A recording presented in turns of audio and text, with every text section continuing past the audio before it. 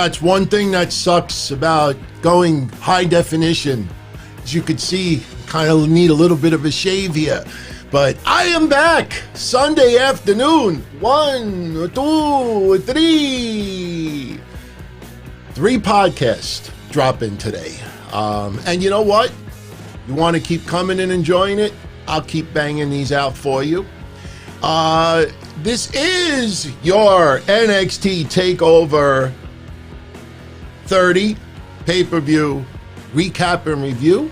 I am Don Tony as always, and I hope everybody is enjoying their Sunday. Now, for those that are tuning in live, and I don't expect that huge of a live audience because not a lot of you are used to yours truly doing a Sunday afternoon podcast. Patreon, yes. But non-Patreon, this is a little bit out of the ordinary. And, for those that want to check them out live, right now, 3 p.m. Eastern, giving you NXT TakeOver pay-per-view recap, which we really don't have to spend a lot of time on. At 4:30 Eastern today, I will give you your AEW Dynamite recap and review from last night. I saw that, and I have a lot to say about that. And then tonight, right after SummerSlam, not sure if it's going to be just yours truly or myself and Mish. We got to see if there's going to be a Summer Soup, a Wrestling Soup edition, or if he's going to be joining me. But either way, you're getting a live pay-per-view recap right here tonight. And I got news for you. I actually almost did 5 podcasts today. Normally today I do Breakfast Soup with Mish on Patreon. We decided that to move it to Tuesday afternoon. This way everybody on Patreon can also chime in on SummerSlam, AEW, NXT. So we're going to do it after all 3 events drop. But I want to thank everybody for tuning in. Much love as always. And you know what? This might sound ridiculous as far as somebody who hosts a show on YouTube. But since we have a small, live, intimate a live, intimate atmosphere right now, not too many people tuning in exactly live, save your super chats. I will definitely be interacting with everybody throughout the show. I mean, if you want to sell them, I'm not going to tell you not to. But, I appreciate it. But we got a nice little intimate atmosphere. Now, NXT TakeOver yesterday. Now some are asking me, how did I decide to watch everything? Because for those that don't know, AEW was supposed to start Dynamite at 6 p.m. Eastern, which would have been the same time that NXT's pre-show would start. The NBA ran late, and if I remember correctly, it might have been 40 minutes late yesterday. So believe it or not, AEW Dynamite almost went head-to-head with NXT TakeOver 30. And I would have been really curious to see what the rating would be for Dynamite going up against NXT TakeOver 30. So almost the entire show. What I decided to do was I decided to watch AEW live. Then immediately after AEW was over, I went on the WWE Network and I checked out NXT. I will tell you right now that I enjoyed NXT quite a bit. For various reasons, obviously.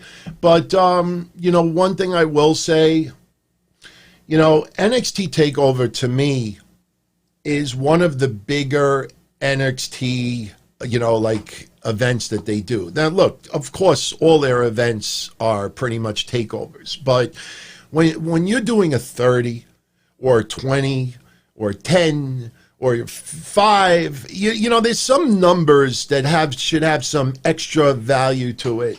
And when NXT TakeOver 30 was being hyped up, and, look, I absolutely love this banner. I mean, it just pretty much sums up NXT, over 30 events. I mean, sure, there's a lot of things left out, but still, we're at NXT TakeOver 30.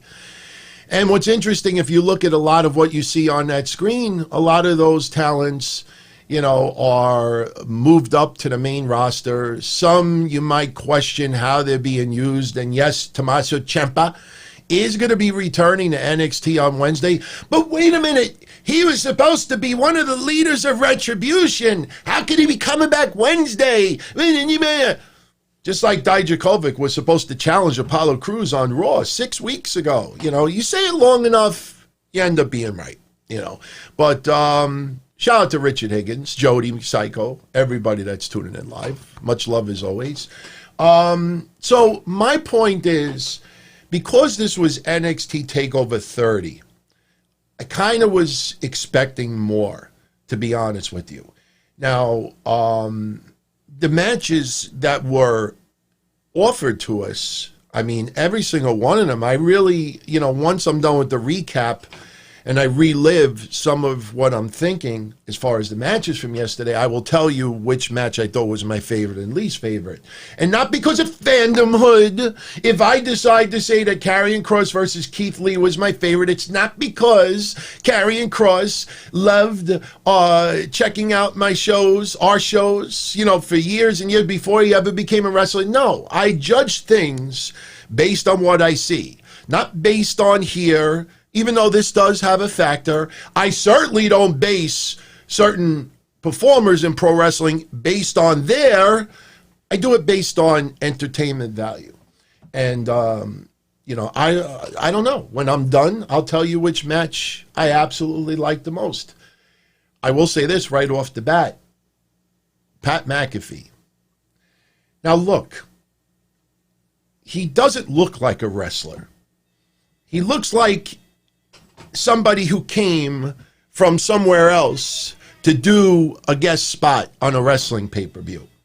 Do I want to see Pat McAfee on a weekly basis in WWE programming? I'm not sure, because here's the thing, okay? And I'm not trying to knock Pat McAfee in any way, shape, or form. This is an overall compliment. I remember, yes, Sam, I will be doing an AEW recap today at 4:30 p.m. Eastern, live on YouTube. So when it's live, there's only one take. I can't screw it up. I was going to pre-record these and just upload them later. But I figure, you know what? It'd be cool to interact with some of you as we're doing the show. And I got to give a shout out to one person in particular. I'm still trying to figure out, Gooner Man. Gooner Man, I respect you, Gooner Man. I don't know if that was him. It looked like him. I'm not sure if it was him, but there was one point during NXT where it looked like Lars Sullivan was sitting in the crowd. So, you know, I'm not sure. I'll find out. I mean, honestly, I could just PM him and ask him. But, yeah, that did look like Lars, though. But, you know, Pat McAfee. I remember about, I'd say it's got to be about 20 years, maybe a little more than that, but I'd say maybe 20 to 22 years ago. I remember some mainstream news show doing a special on the WCW power plant. And they were talking to Sarge and Ernest Miller and a few others. And I remember the host of the show actually was being taught how to body slam someone. And, you know, I'm not criticizing that it's a female or anything like that, but she looked like maybe like a roll of quarters. She was very, very small. And she actually not only body slammed someone, but she did a takedown and a bump.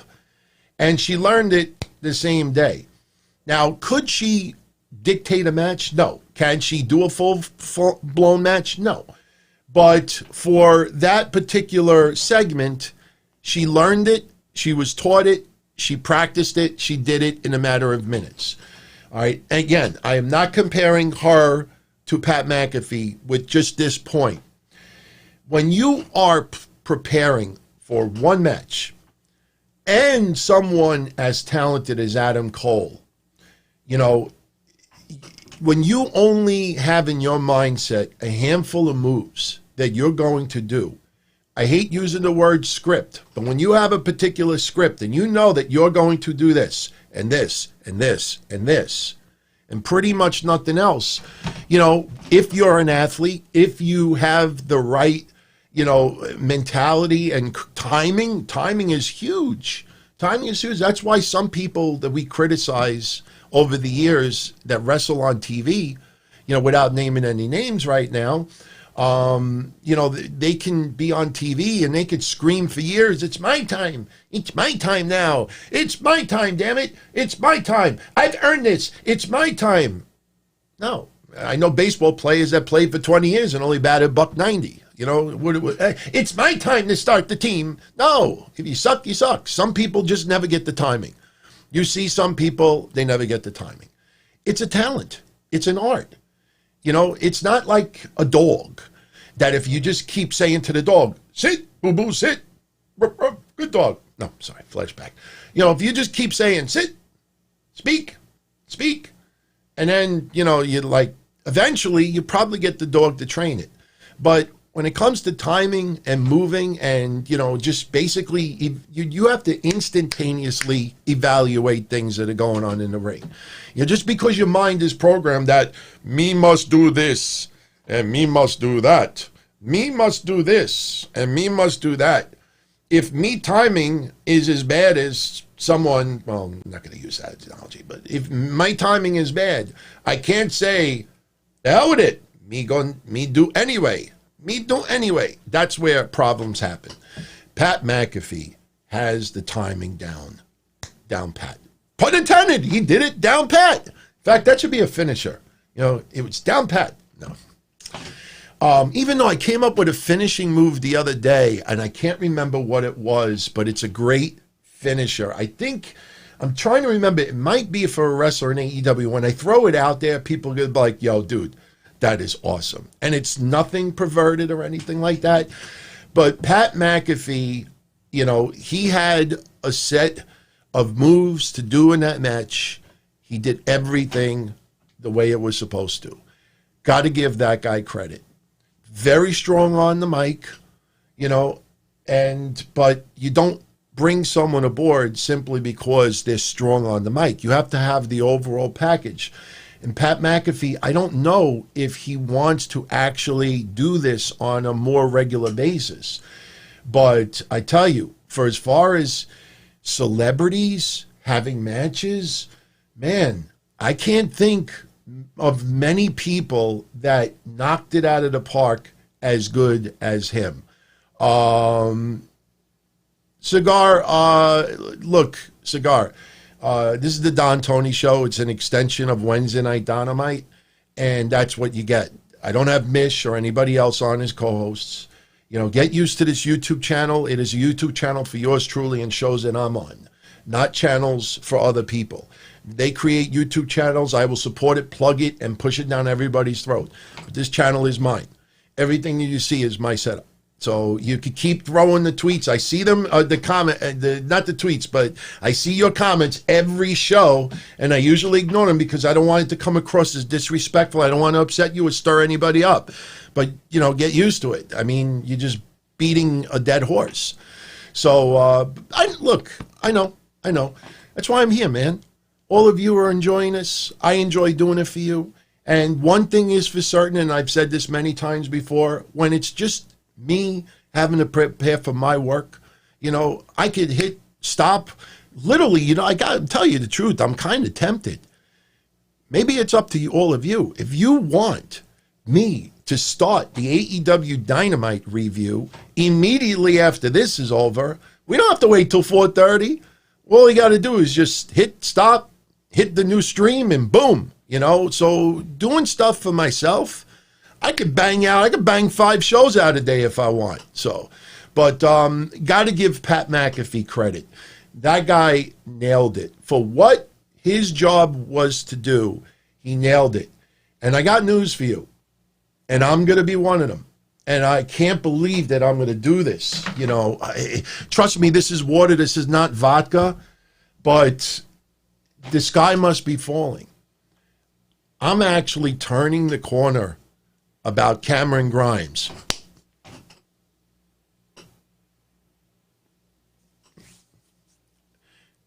I think I straightened myself out. As I don't know if I actually said that, but it's just a force of habit. But, you know, I've actually turned the corner on Cameron Grimes. What are you, stupid? No, seriously. I always said to myself, if I ever give Cameron Grimes a credit, I'm going to slap myself silly. That guy needs a little bit of tweaking with his character. I'm sorry, man. This hat, when crowds return, even if this guy turns to a babyface, you're not going to see WWE Shop selling a plethora of those hats. He needs to tweak. Something needs to be tweaked with Cameron Grimes. If they tweak his look a little bit, if he tweaks a little bit of his persona, that guy, I could actually see him having a pretty decent 2021. I'm actually turning the corner about Cameron Grimes. I'm not going to stop. He's earned a little bit of my attention. You know, it's nothing personal. You know, when I criticize a wrestler, I usually try to back it up for reasons why. It's not that I don't like something because they suck. Don Tony, I can't stand you. I hate your show. Why do you hate the show? Because you suck. Why do you suck? Because you're terrible. Why am I terrible? Because you suck. Yeah, tell me why I suck. Tell me why you don't like what you see. All the people in the chat. What's up, A. Espinoza? But Cameron Grimes, I'm starting to turn the corner with. And trust me when I tell you, it had nothing to do with this. Jesus Christ. I haven't cursed yet. I don't think saying that is considered a curse. But, man, did that feel like it hurt. Seriously. I mean, that was just impressive. And by the way, Bronson Reed, look, I'm still not in the corner of Bronson Reed. He's a likable guy. He is agile, huge. I loved his tribute to Bam Bam Bigelow yesterday, but I haven't turned the corner on Bronson Reed yet. You know, this is a case where Cameron Grimes may have too much of a personality and maybe Bronson Reed doesn't have enough of a personality. You know, just smiling about the camera and talking about a complicated upbringing and struggling and going against the odds. Well, guess what? In 2020, probably 98% of everybody that's going to be checking out the show is going through some tremendous obstacles in their life. I mean, you know, that scenario to try to convince people to maybe like getting the support of someone, you know, you might as well do that for about 98% of the world, you know, so. But he put on a performance yesterday. Velveteen Dream, I don't know where he landed, but, and I know I'm going a little out of place, so we're going to get into match by match. In fact, I'll discuss match by match as we do this because, look, there was only a couple of matches, if you really think about it. So if I go through match by match, you know, I'm not going to sit here and get into move. We'll be done in 10 minutes. So far, we've done 18, which is good. So I figured that this recap would probably be about 40 minutes, 45 minutes, under an hour for sure. But I'll say this. You know, without jumping ahead, but I'm good for a second, you know, we're all concerned, obviously, with Karrion Kross's injury. Appears to be a separated shoulder. I know almost everybody out there, especially because Friday, we talked about it being the anniversary of Finn Balor winning the Universal Championship and then having to relinquish it due to injury. This might be a duplicate, a carbon copy of it, not necessarily the same titles, but Karrion Kross, depending on the severity of his injury, you know, he may have to surrender that title. So we will see. I did find it interesting. And this, look, I could come up here and exaggerate and lie and take things out of context and try to convince all of you why this whole hashtag Fire Velveteen Dream needs to be dead and buried. The fact of the matter is, the investigations that I did, you know, was very, very little. When they said cops were called and police reports were filed and courts were notified, yup, that was a lie. Nobody wants to confront those people of lying because how could you confront the victim? How dare you do that? What are you saying that you can't do that. You can't do that. But the thing is that Triple H had a post pay-per-view show yesterday, post conference call, whatever you want to call it. And sure enough, once again, people brought up to Triple H last night, Triple H, what do you have to say about hashtag Fire Velveteen Dream? And Triple H said, look, I'm not getting into this anymore. There is nothing there. We investigated it. It was investigated. You got to listen to his words closely. It was investigated, and there's nothing there. Remember what I said Friday. You know, just because people make wild accusations, that doesn't mean that you contact or try to give credence to someone every single time. There are people out there making crazy accusations against people every day. And you mean to tell me that every person who is accused of celebrity, that it's their due diligence to interview the person who could very well be lying through their teeth? You want to give that person ammunition? You want to put weight underneath that? You know, but again, I could lie and exaggerate things myself. But one thing that I will say that I haven't said before is that if you think law enforcement did not look into this, then please let me know what country you're from so I could move there. All right. So just because, you know, you're not owed a police officer, an investigator, you know, a court, WWE's offices, you're not owed any explanation. You got an explanation. Velveteen Dream says that he was hacked. He did not post those photos. Velveteen Dream denies the accusations. No, that's not good enough. You want Triple H to tell you this, and this. That's not good enough. You want them to call you on the phone. Free cameo. You know, you want to see proof. You don't deserve any of that. We live in a country where you're innocent until proven guilty. Okay? And this is a publicly traded billion-dollar company that they're not going to keep lying publicly, especially that investigations were done outside of WWE. And like I said, too, I don't ever want to, you know, disrespect someone who could very well be a victim. But I swear to God, I hope to God, Velveteen Dream, anybody out there who has been falsely accused, you know, again, didn't one of them say that, you know, I'm not saying that he ever tried to groom me sexually, but he did tell me if he's in Florida, he wants to hang out. You know, first of all, what the is a 16-year-old approaching, and this happens with DMs for women and other people, you know?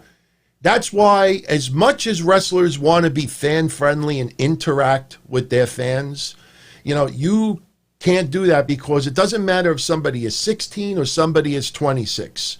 All right? If you're accused of sexual abuse, you got to stay away from it. So Triple H is not going to fall for the bait. He knows what was proven incorrect. He knows what is unsubstantiated. And again, you have this person who has screenshots of this.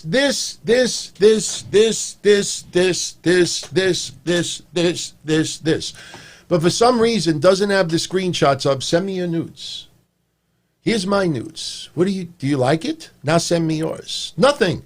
And again, this is the most important thing. Do you notice why they won't Photoshop that? You could Photoshop that in 5 minutes. And I know that there's some people out there, well, there's ways to tell if something is Photoshopped. Trust me, if you take a picture of a screen, computer screen, there's your forensic expertise out the window. If you take the Photoshop and you Photoshop something, then instead of uploading the Photoshop, you take a picture with your camera and you upload it that way. Say, here's a picture of the screenshot. You can't do anything about that. The reason why they're not Photoshop, they could Photoshop this to make it look any way they want. They won't Photoshop the criminal activity because the minute police get involved and they realize that that's fabricated, they're the ones in legal trouble. Again, if this was such a horrendous thing, why would you not contact the court? How come everybody out there on social media that is all supportive of these victims, how come you haven't filed a cybersecurity complaint? How come nobody's ever done any of this? Why? Because there's nothing there. You want to insist that there's something there, and that's the most disturbing thing about this. People want to be convinced that someone is a pedophile. They want to be convinced that somebody's a pedophile. That is sick. That is sick. Okay? It's sick to be a pedophile, obviously. But the fact that people will not accept anything but a reason to stab someone, that's sick. It's disgusting. It's sick. How do you not call the cops? There's forensics. You delete a tweet. Velveteen Dream text me this, but he deleted the tweet. You don't think there's freaking forensics that pulls? When you see terrorist bombers plan and stuff, and then they delete their tweets, how do you think they get it anyway? You think it goes to tweet purgatory, tweet heaven? That's it. That's it. It went to tweet heaven. It's no more. It's gone. It's gone. There's nothing that can be done about it.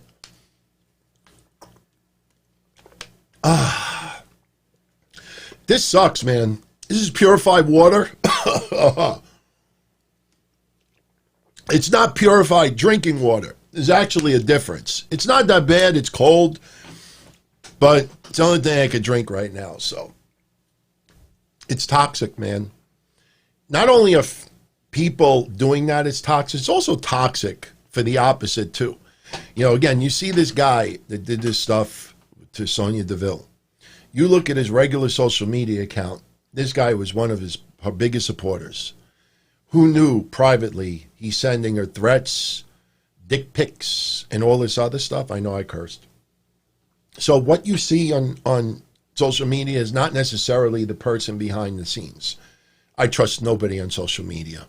Only people that I know personally, that I see eye to eye, as the only people I trust. Seriously. God honest truth.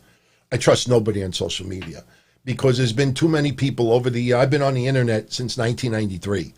There are too many people out there who for years and years and years will create a persona about themselves, tell it to you repeatedly, tweet it, Facebook it, podcast it, YouTube it, whatever.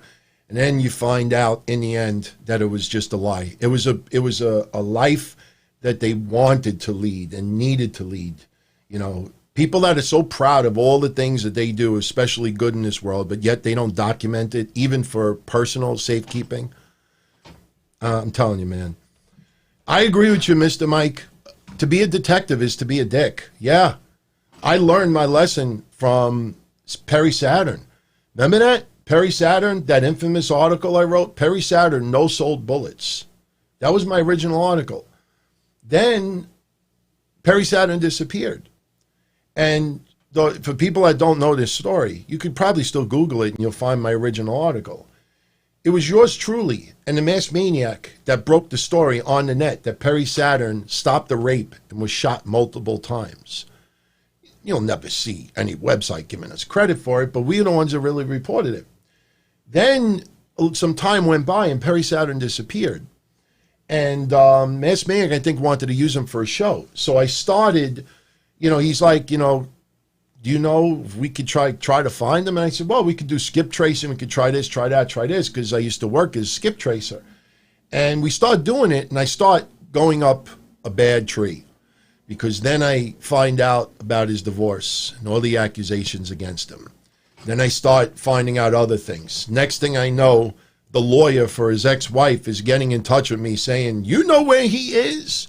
We need to. That's why he didn't show up at a reunion show many years ago, in case people don't know. But I started to uncover things that I didn't like. And once you dig yourself that deep, it's very hard to dig yourself out. So then when it started to come across that it felt like the reason why he disappeared is not because of getting shot, but because of owing, without trying to start anything. So I go back and I start researching all the hospitals. I don't know if it was Atlanta, but I start researching all the hospitals at that particular time to see if he was ever in the hospital for being shot multiple times, and we could not find any hospital at all.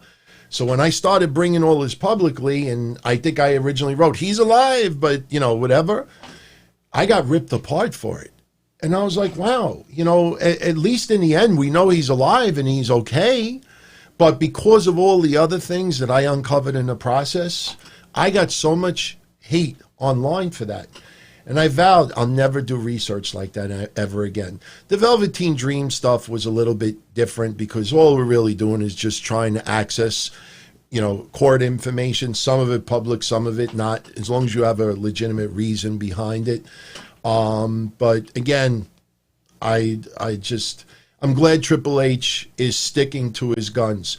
Just because he refuses to take the bait, people could try to, clickbait people and sensationalize it. Like Triple H dodges questions again. No, he's not dodging it.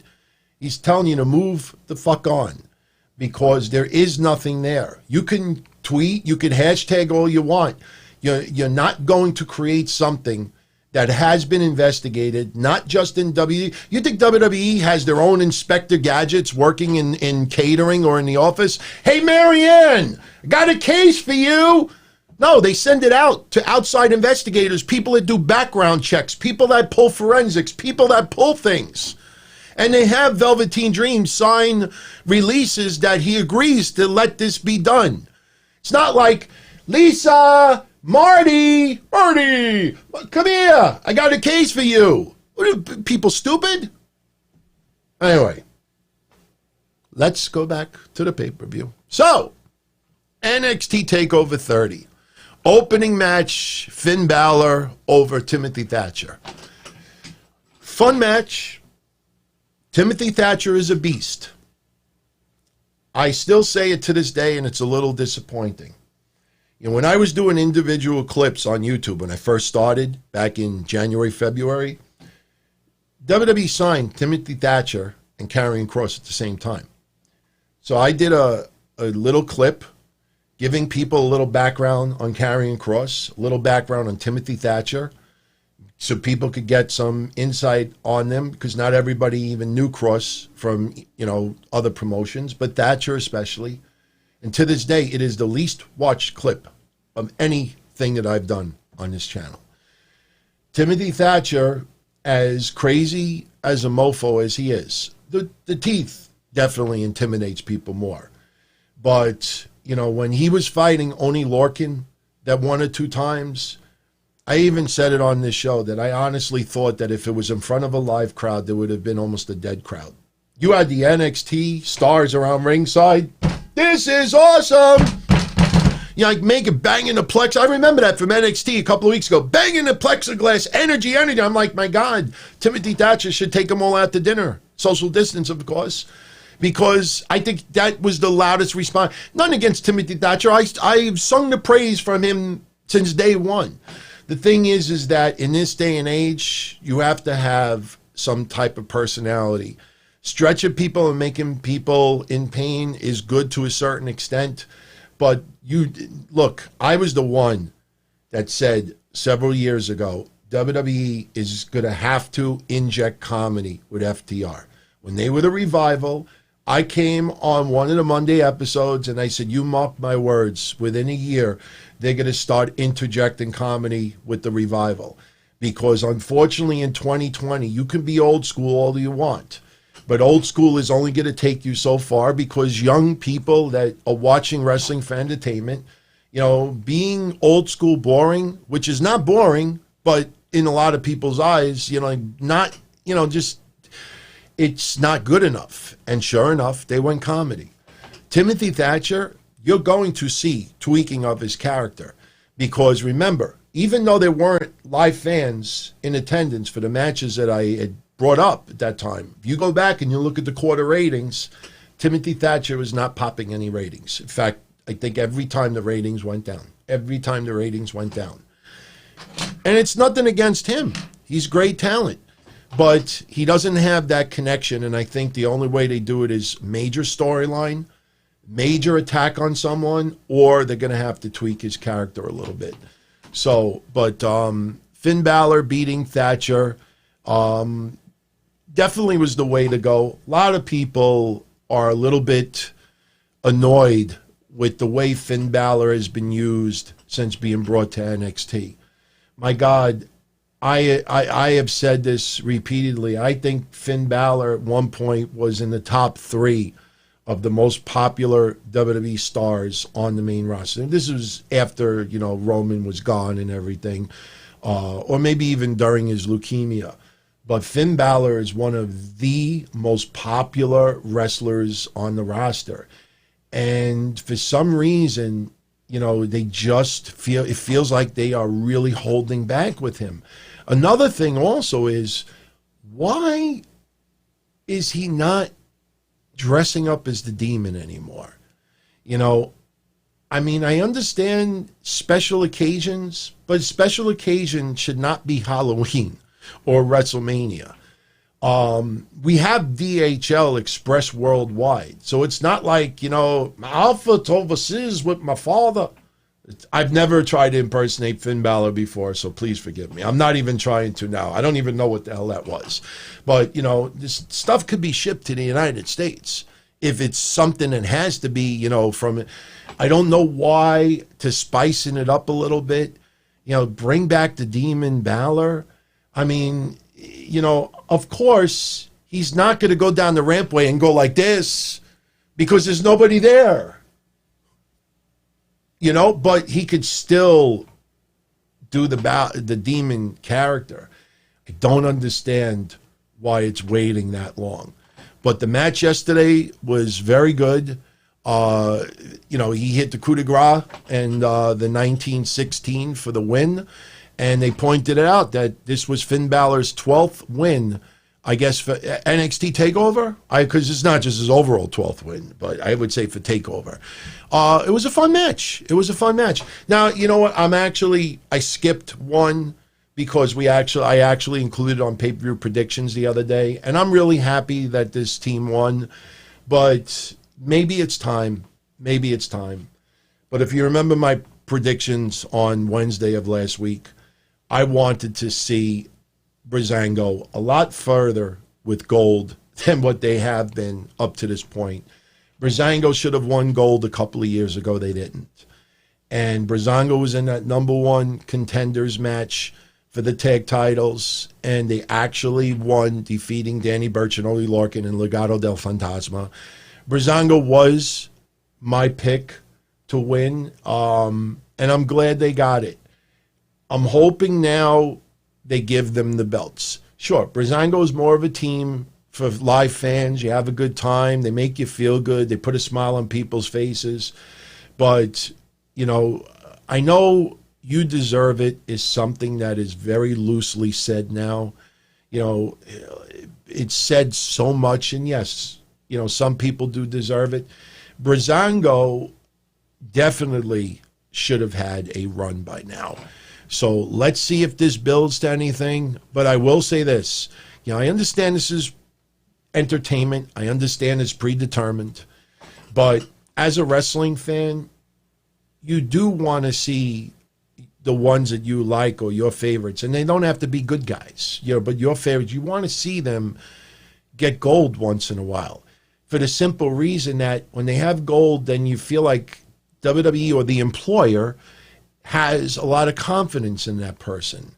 When someone just loses and loses and loses and loses, it's very hard to get behind a loser. You can't compare, baseball or, I wasn't even born at that time, but like the 62 men, the lovable losers. That's different because that wasn't predetermined. They wanted to see their team get better. So they were so bad, they were lovable. But in this day and age, if someone is a lovable loser in pro wrestling and is not generating merchandise sales, ticket sales, or fan interest, that lovable loser will be on the lovable unemployment line. And Breezango, it almost feels like, okay, if they had gold, this is WWE's way of saying, look, we have enough confidence and faith in you that we're having you represent the tag team division with the tag titles. I hope they get it. Let's see what happens. So now we get to the ladder match for the NXT North American Championship. Damien Priest gets the win, defeating Bronson Reed, Cameron Grimes, Johnny Gargano, Velveteen Dream. Very physical match. I'll tell you the truth. I'm almost tempted to say it was my favorite match of the night. In my opinion, though, it felt like it went 5 minutes too long. The ending was great. You know, seeing Candice LeRae getting involved a little bit, all right, I could deal with that. But when she's in the ring with Cameron Grimes and she's slapping him and punching him, and Cameron Grimes is selling it like he's getting beat up like from a bunch of protesters in Chicago, it was just a little bit of a hard sell for me, because she's just doing this, and you know, I could see if he's just trying to block it and this and that, but he's like, looked like he was having some type of seizure. Not trying to joke about seizures, but it was a little bit, Chad, I got the picture. I'll show you in a minute. But, you know, but her climbing the ladder and pushing the title out of the way, I absolutely love that, because that is something in past ladder matches, when two people climb the ladder at the same time and they just look at each other and one of them is trying to grab it. And I used to say, so I can't tell you how many times over the years I used to say, just push it away, push it. I'm talking about when someone climbs the ladder that's not in the match. Push it away from him. You know, do other things. Yeah, you know what? Gary brings up the Iconics. That's actually a good one. But I didn't mind Candice LeRae's performance. Johnny Gargano, like I said, it sucks that him getting dropped on his head from Ridge Holland, you know, not intentionally, kind of gave me a little bit more like, you know what, this guy still pulled, you know, finished the match and toughed it up. And yes, he escaped injury, but, you know, they have to do something a little different with Johnny Gargano, because up to this point, it hasn't really equated into a lot of fan interest. He's also been part of some of the lowest quarters for quite some time now. That's why I bring up quarter ratings. You know, not just to fill time on a Friday mostly, but to show you what people are, you know, focused on and what is turning the channel, changing the channel. I showed you earlier that one moment with Cameron Grimes doing that split, which looked painful. There was one spot where Velveteen Dream got knocked outside the ring. It almost reminded me of an old RVD spot in ECW when he would do like a flip over the guardrail, like through a table, or I remember he did one with Bam Bam. Velveteen Dream, I don't know where the hell he ended up, but this was the way to knock out Velveteen Dream from the match. Now, I said the other day, I want the Damien Priest to win this. You know, if I want to be a little bit of a troll, have Velveteen Dream win it, and maybe they could do something with him and Dexter Lumis, because of, you know, that was Dexter Lumis's shot. The wishbone, that's right, Christopher. But the point that did it for me yesterday, I mean, was pretty much the end. Like I said, the ending of the ladder match was excellent. It was what led up to it that made me like a little like, you know, like there was 5 minutes in the middle that I just wish they could have just, you know, condensed a little bit. But there was one point where Candice LeRae, Bronson Reed was climbing the ladder, and Candice LeRae climbs it also. And she's trying to like stop him from grabbing the belt. And Gargano is knocked on the mat inside the ring. Bronson Reed decides he's going to do a splash onto Gargano. And, yeah, Chad, you're right. The whole storyline with RVD and Bam Bam Bigelow, if I could extend, you know, expand of what you're saying, RVD was just supposed to soften up Bam Bam Bigelow because Sabu was going to take on Bam Bam Bigelow for the title. So RVD not only softened up Bam Bam Bigelow and did that infamous dive outside the ring, which Velveteen Dream reminded me of yesterday, but RVD not only softened up Bam Bam Bigelow, he won the belt. So after the match is over, like Sabu's trying to grab the belt, and then in the infamous tug of war, and, you know, Bill Alfonso with the whip. I remember that clearly. That was awesome times, man. But Bronson Reed decides he's going to do a splash from the top of the ladder with Candice LeRae on his shoulders, and he jumps off the top of the ladder, splashes on Gargano, so Gargano is out. for some reason, Candice LeRae was out. You know, if anything, it kind of reminded me of like when my dad, when I was a kid, like maybe like 5, 6 years old, we'd be in my pool. And my dad at the time had a diving board.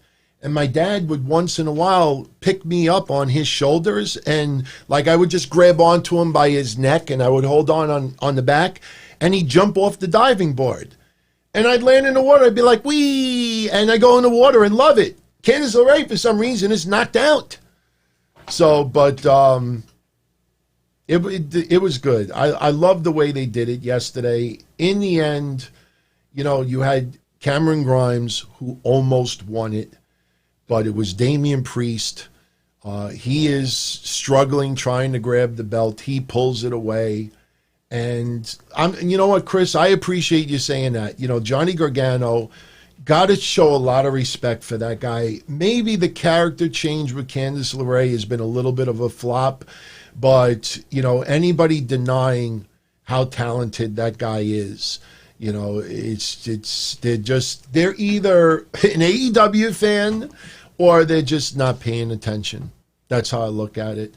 But absolutely love the finish. Damian Priest getting it. You know, I will say this. As Damian Priest got the belt, started thinking about the main event later on. And all I kept thinking to myself throughout the night is that if Keith Lee loses that title in storyline, and just in storyline, how much of a moron does he look like for making history, being a double champion, being, you know, in the same sentence with a lot of other wrestlers, and we have 2 right now as well, and you become a double champion, and you're like, no, I want to give someone else the opportunity. Well, guess what? If you lose later on against Karrion Kross, you got no belts. So who? And again, this is storyline right now. That wasn't Keith Lee's decision. Listen, Triple H, I think someone else should have this title. You know, that to me would be horrible, creative booking, if you want to use that term, towards Keith Lee. We'll get to that in a little bit. So after the match is over, you know, they're trying to get a couple of words with Damian Priest in the back.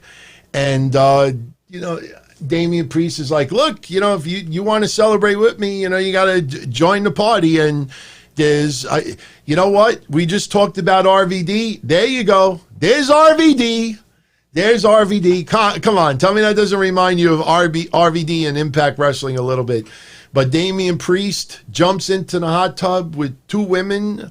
And, yeah, that's Triple H point to him. Look, I'm happy for the guy. I've been singing the praise for Damian Priest for a hell of a long time. And him being the NXT North American champion is definitely a step in the right direction. It's just how they got to Keith Lee being a double champion, making history, to, you know, to this could have been done a little bit better. But, you know, the one thing I'll tell you about this ladder match that I love,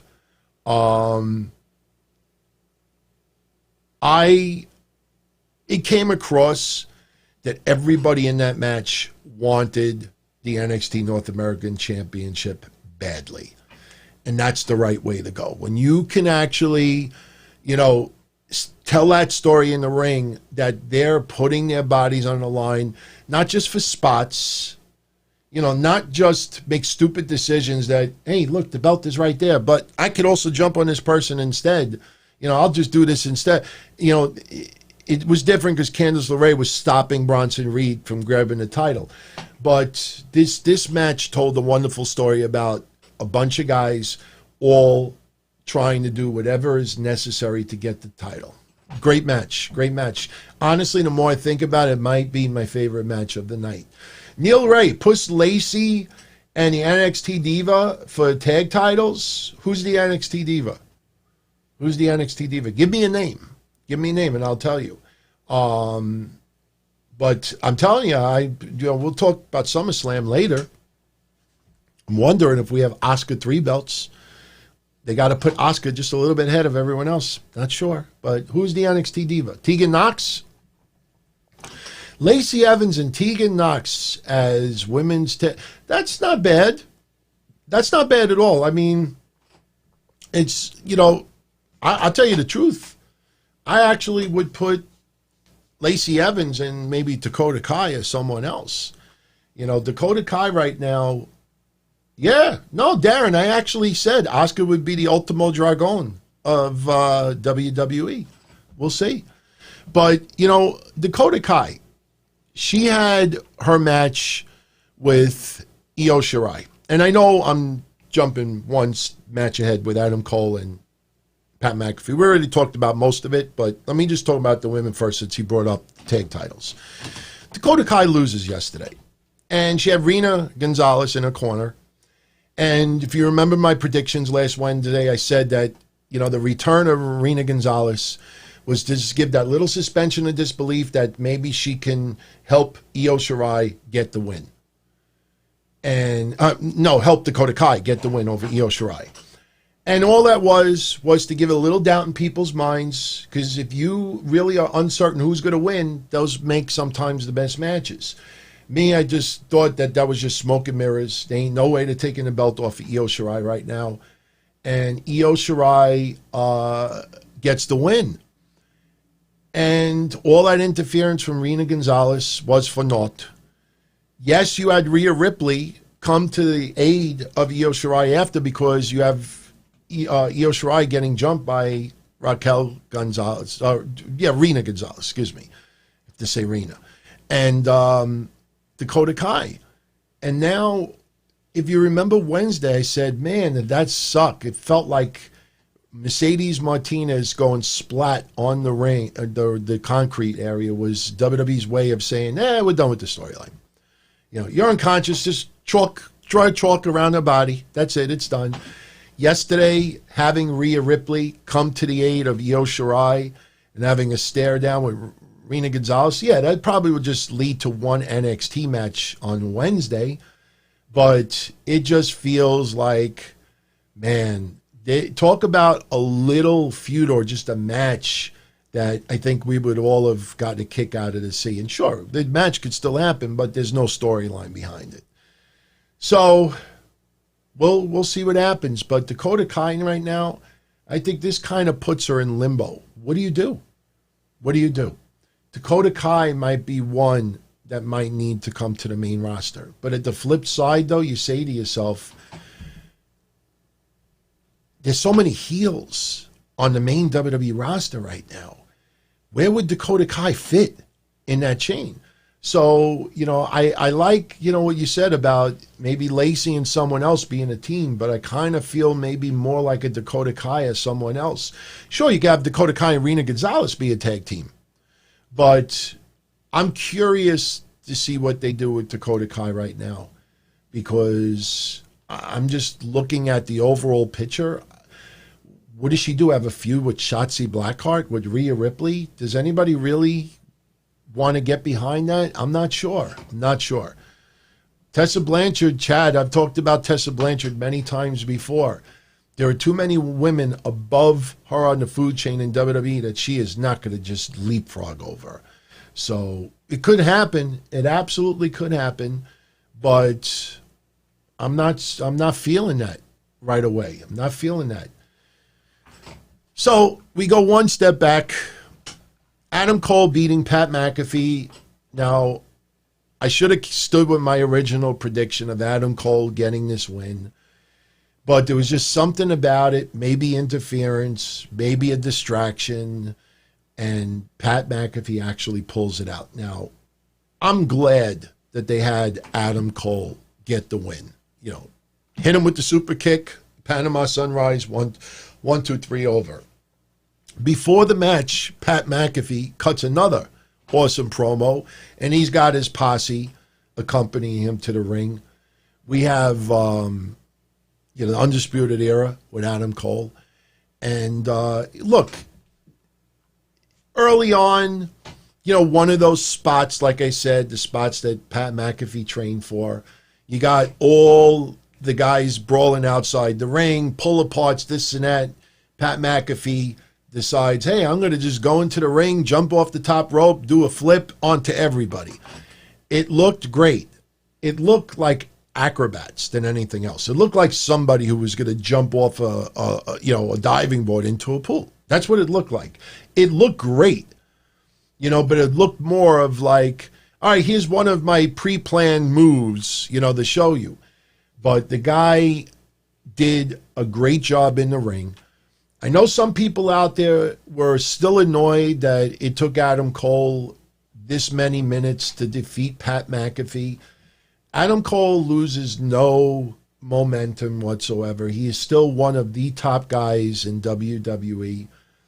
I want to see where Pat McAfee goes from here as far as TV goes.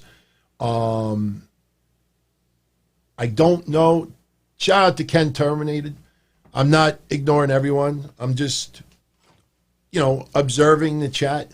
Got now 200 people hanging out, so, and I'm giving the notes, and plus I got to start ending this in a few minutes because at 4:30 Eastern, got to do Dynamite, another podcast. So after this is done, everybody, go do pee-pee, get something to drink, wash your hands, and then come right back here, and then we'll discuss Dynamite from yesterday, which I did see in its entirety. I definitely have a few things to say about that. Don't want to give it away. Tune in. But Pat McAfee, there was one point also where he did a flip off the top rope in the back. One thing you could say about Pat McAfee. Pat McAfee loves to do backflips. He loves to do backflips. I mean, that guy, if you did a match with him, backflips a band, it would be interesting to see what kind of match you get. But yes, Sam, I will be here tonight after SummerSlam. I'm doing 3 today. Almost did 5, but I actually rescheduled 2. So yeah, I'll be back at 4:30 Eastern with AEW Dynamite recap, and I'll be back here tonight right after SummerSlam with your SummerSlam recap. So give Pat McAfee hell of a lot of credit for doing what he did in the ring. I mean, when I said earlier about training for one specific match for a couple of moves, and you got someone as pro as Adam Cole to take care of you. Give a lot of credit to Adam Cole as well yesterday, because he told the story and he put Pat McAfee in the position to get everything done right. It was a great match for what it was. I can't knock it. Pat McAfee, as weird as it sounds, man, I just cannot stand this guy outside of wrestling, and even his spots, what he wears, how he looks. Maybe some of it is to get under people's skins, but I got to give credit where credit's due. He definitely deserved. Ken, yes, he was the one that brought up the RVD Bigelow reference. Yes, great memories, man. That whole story, it wasn't just the match, but the whole feud that led up to it and after it, phenomenal, man. Absolutely phenomenal. But, so Adam Cole gets the win. The right person won. No issues with that whatsoever. So now we get to the main event. Karrion Kross versus Keith Lee. Now, nobody out there is living under a rock. Everybody out there knows that the outcome, oh my God, I better have the picture. Yes, I do have the picture. I can't obviously, do the show without posting this once. Your new NXT champion, Karrion Kross. Now look, I support the guy for obvious reasons. Not just because he's a homeboy from my neck of the woods in New York. It's funny. What do they use? Where did they hail him from? Was it Sin City? Is that what they use for him? Whatever it is, I'm like, yeah, that kind of represents our neck of the woods. Look, yeah, one fall. I don't have it queued up. Maybe I do. And I'm not doing this to try to put this on me. Maybe I do have it queued up and I could show you. Somebody actually did a cameo with him, and sent me the video, thought that I would enjoy this. So you know what? Yeah, I will play this right now.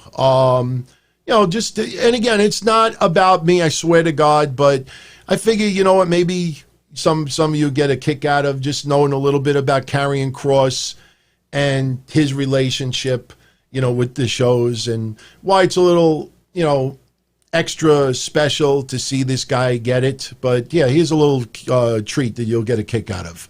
Probably have to fix the box, but yeah, let me show you. Hold on. Hold on. Yeah, here we go. There we go. I appreciate you as a fan. I don't ever mean to seem redundant when I am speaking to fans, but I always think it's proper and respectful to show that gratitude back. I'm glad you're enjoying the new and improved, updated presentation. The stuff you're seeing on TV right now has been stuff I wanted to do for a very long time. On my side, as a performer, as a pro wrestler, sports entertainer, I have to pick and choose when would be the most appropriate time to show you guys new things. And I'm really glad that it's being received so well. Don Tony and Kevin Castle, here's a funny story for you. Not many people know this, although it's probably not going to be shocking to you. I was a fan of that show before I even had anything to do with this industry or this business. I used to listen to their show all the time, and I have to tell you, it was, I've had a lot of surreal experiences, but probably one of the biggest ones was one day putting on the show and hearing them talk about me. Because, I mean, I had been listening to them for like a very, very, very long time prior to being a form of discussion, so that was pretty weird. In a good way, obviously. Love those guys. I haven't met them in person, but I've chatted with them before, and my favorite thing about those two guys is they're very real. They'll just tell it to you like it is, and I think people like that are important in the world, because I think sometimes we, from a social standpoint, we get too overly concerned with wanting everybody to like us, and I think you can lose yourself doing that. You'll drive yourself crazy trying to appease everybody in the room. Maybe the people you want to like you, you might not even like them, and those two guys are not worried about that, and I like people like that. Awesome, man. That feels good. So, look, I'll say this. So obviously, a little extra special to see him win it. To see, you know, the frustration of him not going further in Impact Wrestling. To see what could have gone down with Lucha Underground. You ask yourself, and there were times that I said, you know, would he be a better fit in AEW or NXT? Would he be able to do the stuff that he did before in NXT? Would they call him Killer? They changed it to Karrion. Now it's Second Nature, Karrion Kross. It's very, very cool. And one thing that I will say is, even though he's from my neck of the woods, even though, you know, he's been supporting, you know, what we do way before a lot of us supported him, because we didn't even pay attention to him early in his career. That's the God honest truth. But the thing is this, you know, I will also tell like it is. And I have brought up a few times in recent weeks that for some reason, him and Keith Lee, with the exception of the Fireball, it wasn't generating loads of interest. And nothing against Keith Lee, but I noticed even before his feud with Karrion Kross, why is Keith Lee's quarter hours, you know, subpar? To me, I said last year, he's my favorite wrestler in the NXT roster. I think Keith Lee is meant to be, and I'm not saying this isn't for Kross or anybody else, but Keith Lee, you look at him, you hear his charisma, his promos, the way he talks. Keith Lee is a main roster WWE Raw or SmackDown guy. NXT, if you put him with Dijakovic, you know, wrestle every day, you know, just continue wrestling, the meshes together.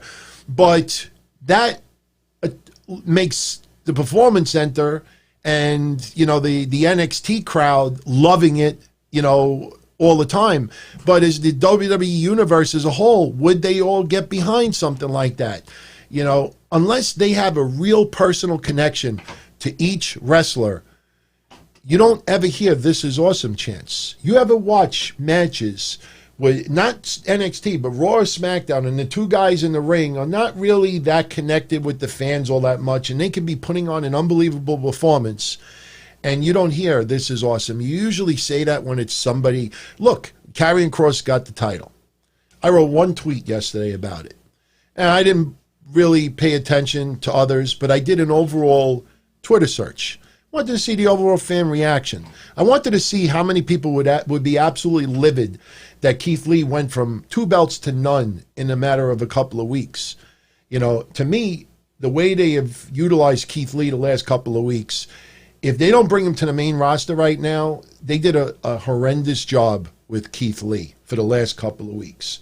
And I don't want to see payback where Keith Lee gets the title right back, and it would suck if it's because of injury. But, you know, the whole "I am limitless," you know, that feels like a Raw or SmackDown catchphrase. NXT, it's great, but it depends on who he's with.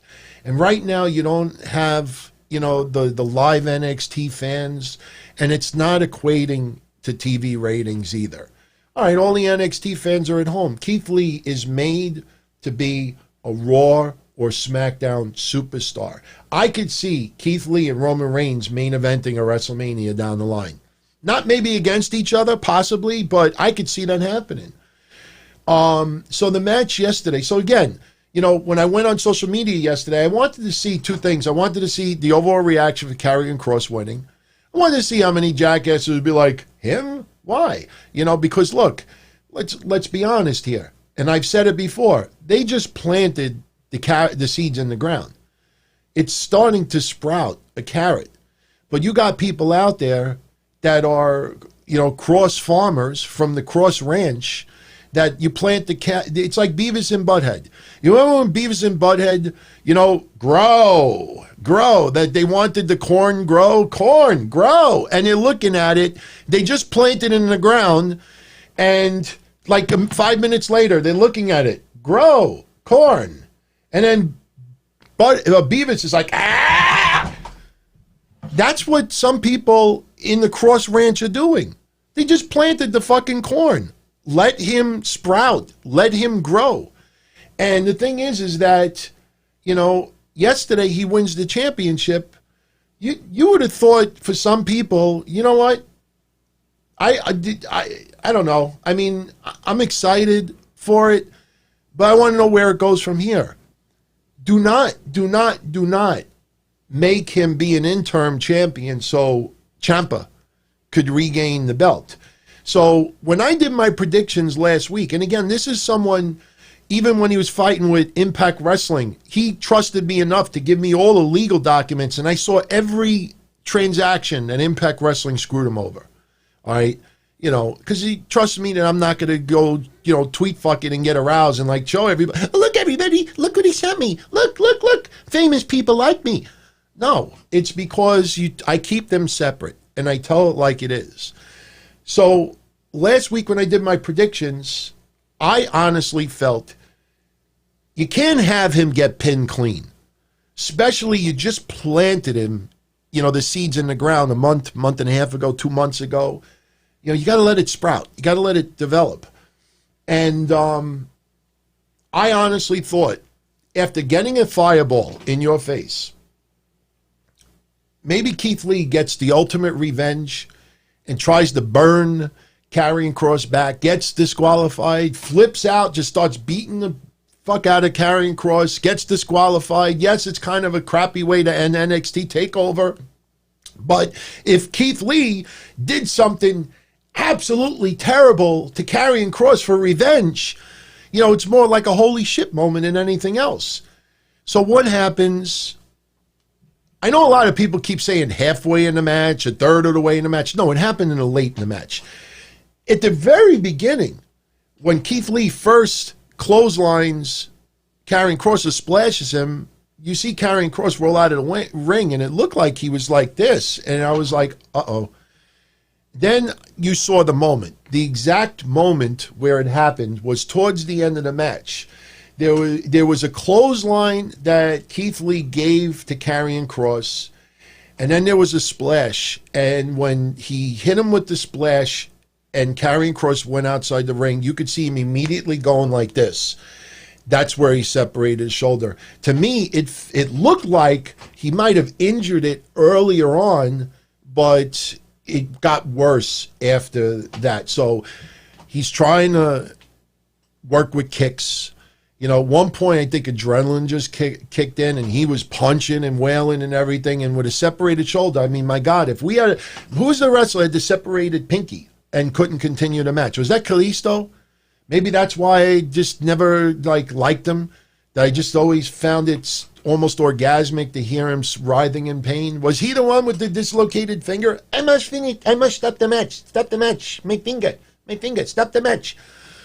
So Kross ends up beating him.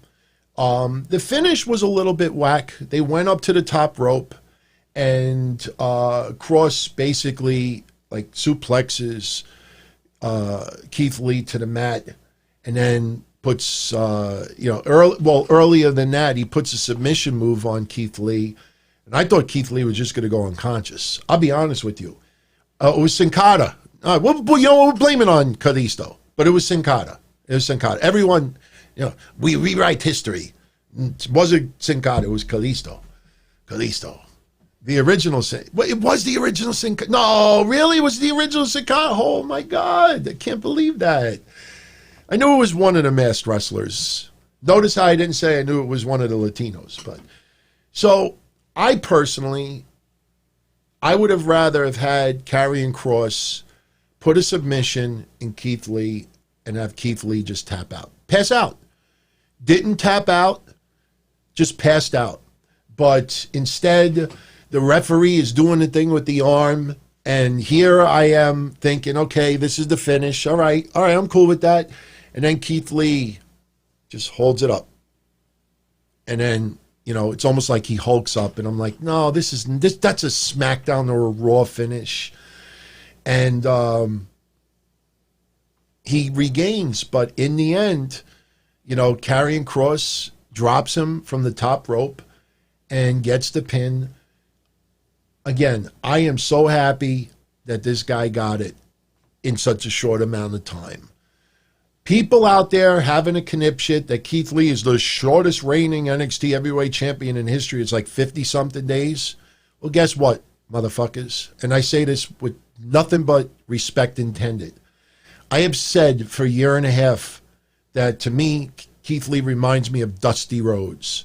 Not just physique, but just something about him gives me that Dusty Rhodes love towards. Look at Dusty Rhodes' total reign as NWA heavyweight champion. When you see people out there doing podcasts or lists and they rate the best NWA champions of all time and they put Dusty Rhodes in the top 5, I almost want to piss on my computer screen. Dusty Rhodes one time had the belt for a couple of days. Yeah, Dusty Rhodes' NWA heavyweight championship reign, you add all of his reigns up, it doesn't even add up to 6 months. So it's perception than anything else. So people need to just stop overanalyzing stuff. What we have to worry about now is the severity of Karrion Kross's injury. He's having an MRI tomorrow. Hopefully it's nothing serious, but he is going to be out for some time. They can get by a month to 6 weeks focusing on the NXT North American Championship, the other titles. It might even be a blessing in disguise right now because it feels like some people have been really pushed on the back burner, So, but if it's going to be an injury that's going to go into months, they're going to have to, what's going to happen. William Regal announcement, unfortunately, we must strip the belt from Karrion Kross, but as soon as he returns, he gets an opportunity for the title, and he could pick up right where he left off. But I am shocked that he won the belt this soon. I personally thought Keith Lee's reign would be longer.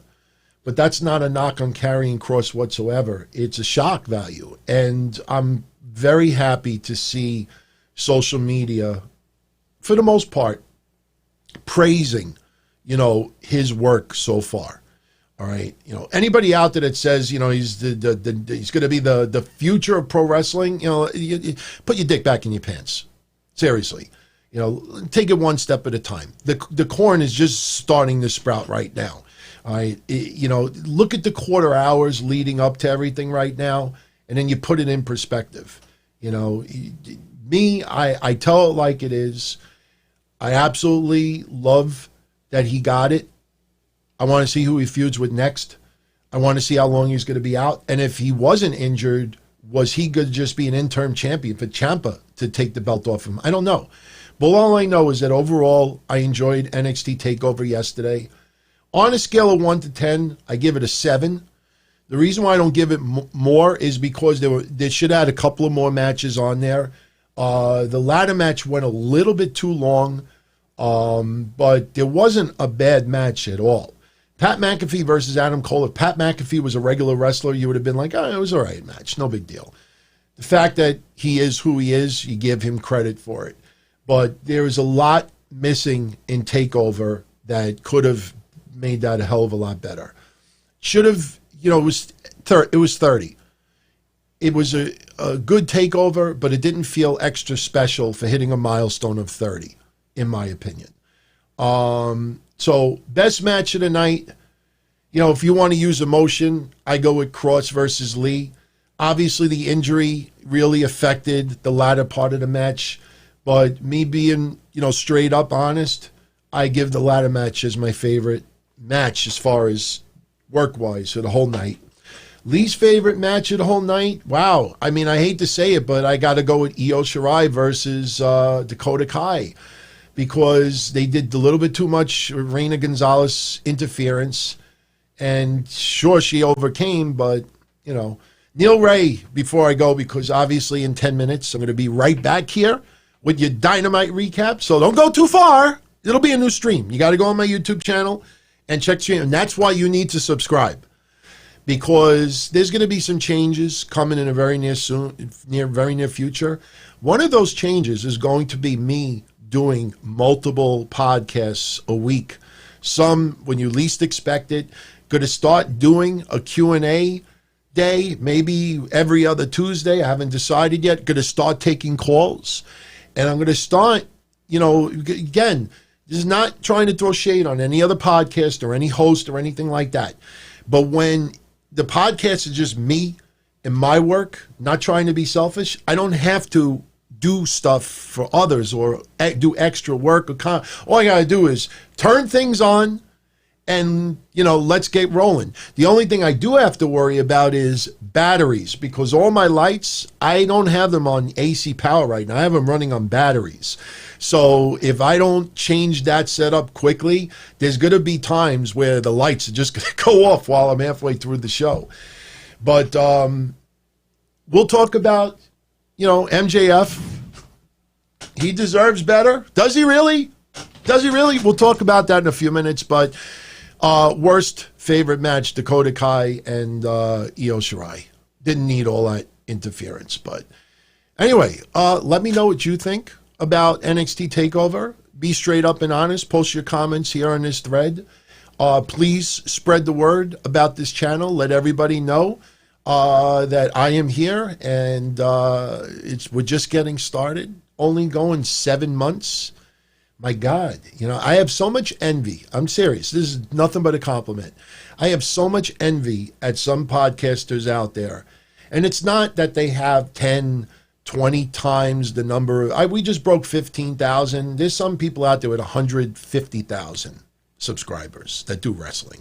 So, when people say, oh, you didn't even get 10% of what that guy got, I'm like, yeah, because I have 10% of the viewers. But I envy the amount of work, hard work, and that they put in. And this is fun, man. This is fun. As long as my significant other in the other room doesn't get too pissed that I'm in here with all of you instead of her, we'll keep doing this. So, everyone, I am out of here. I'm going to go get myself some real liquid to drink. And I will be right back here in 10 minutes, 4:30 p.m. Eastern, with your AEW Dynamite recap from August 22nd. Thank you, everybody. Much love as always. Neil, you sent another super chat.